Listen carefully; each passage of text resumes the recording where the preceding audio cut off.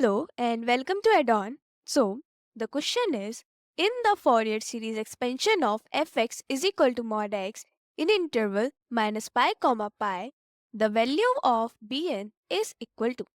So, इस question को solve करने के लिए हमें याद होना चाहिए Fourier series expansion of fx जो होता है f of x is equal to a naught upon 2 plus summation n is equal to 1 to infinity an cos nx plus summation n is equal to 1 to infinity bn sin nx.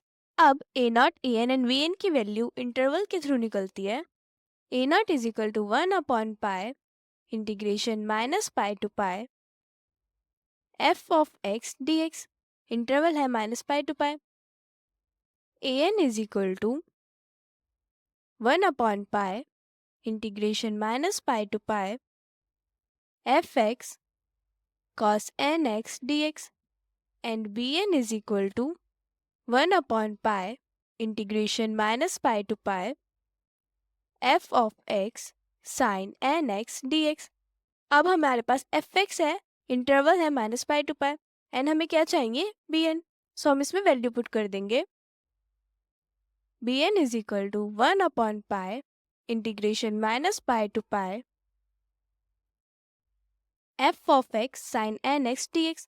अब fx क्या है? mod x and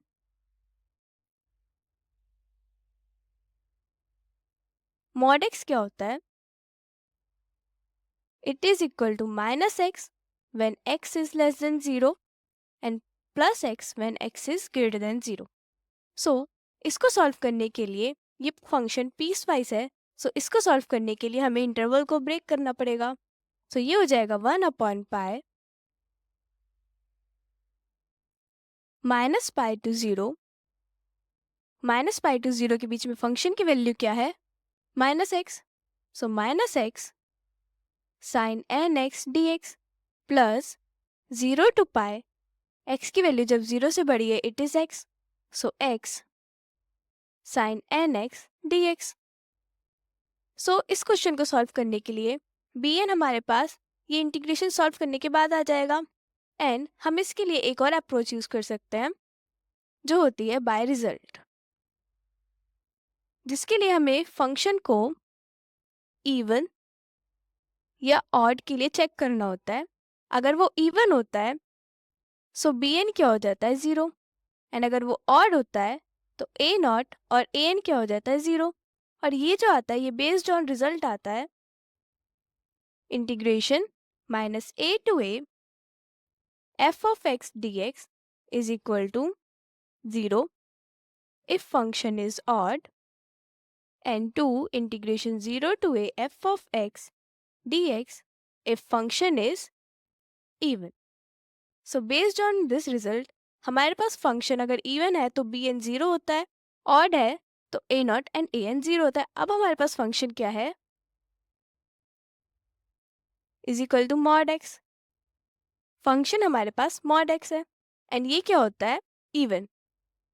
that is f of minus x which is equal to, that is f of minus x is equal to minus mod x is equal to x which is equal to f of x.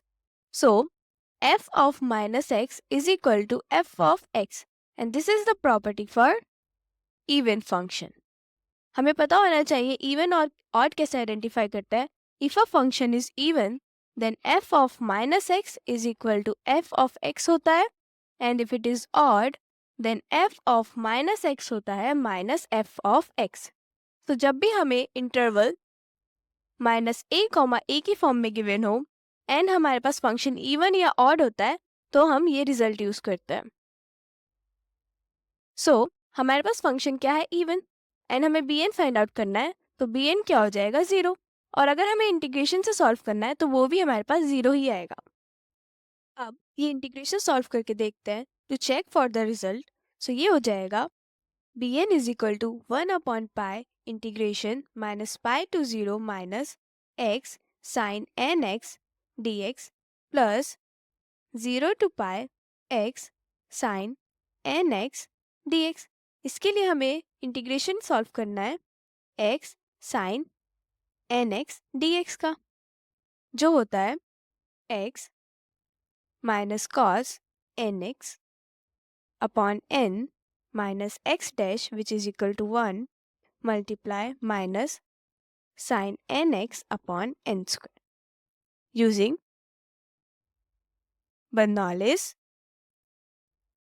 Formula, जो होता है integration u multiply v dx is equal to u dot v1 minus u dash v2 plus u double dash v3 minus u triple dash v4 and so on, and v1 is equal to integration of v dx, v2 is equal to integration of v1 dx and so on. So यहाँ पे हमने u लिया था, here u is equal to x and v is equal to sin nx. So इसमें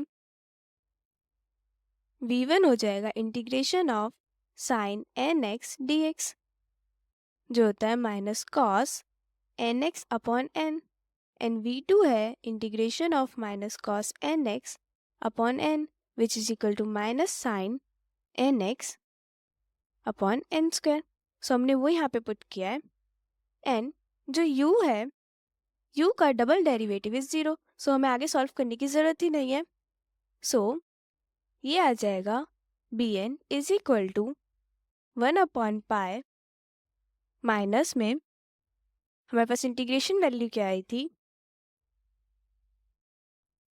minus x cos nx upon n में minus minus plus sin nx upon n square, and limit is from minus pi to 0, plus minus x cos nx upon n plus sin nx upon n square, limit is from 0 to pi. अब value put करेंगे, put the limit, so ये हो जाएगा 1 upon pi minus minus में minus pi cos n pi divided by n. cos is an even function, so cos of minus x होता है cos x. So cos of minus n pi होगा cos of n pi plus sin n pi upon n square. इसमें पहले 0 की put होनी थी, इसको 0 कर देता है.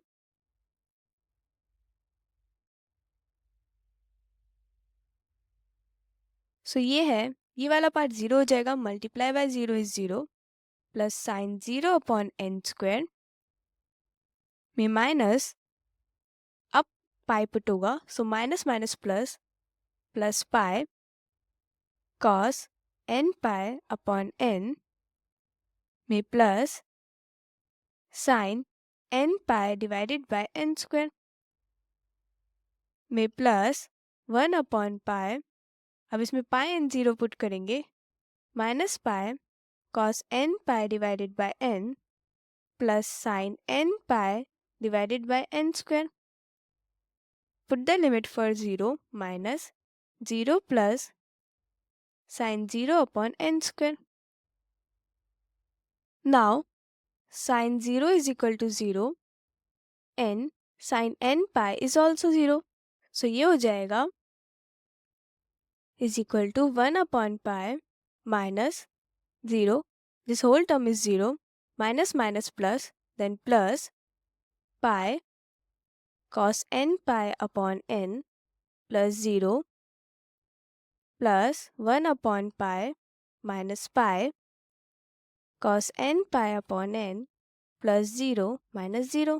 So finally बचेगा 1 upon pi cos n pi multiply pi upon n plus 1 upon pi minus pi cos n pi divided by n.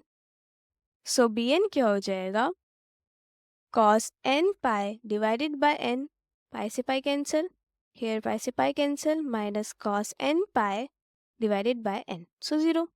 So bn is 0 both ways, but हम रिजल्ट अप्रोच यूज़ करेंगे जो कि easy होती है and हमारे पास answer जल्दी आ जाता है.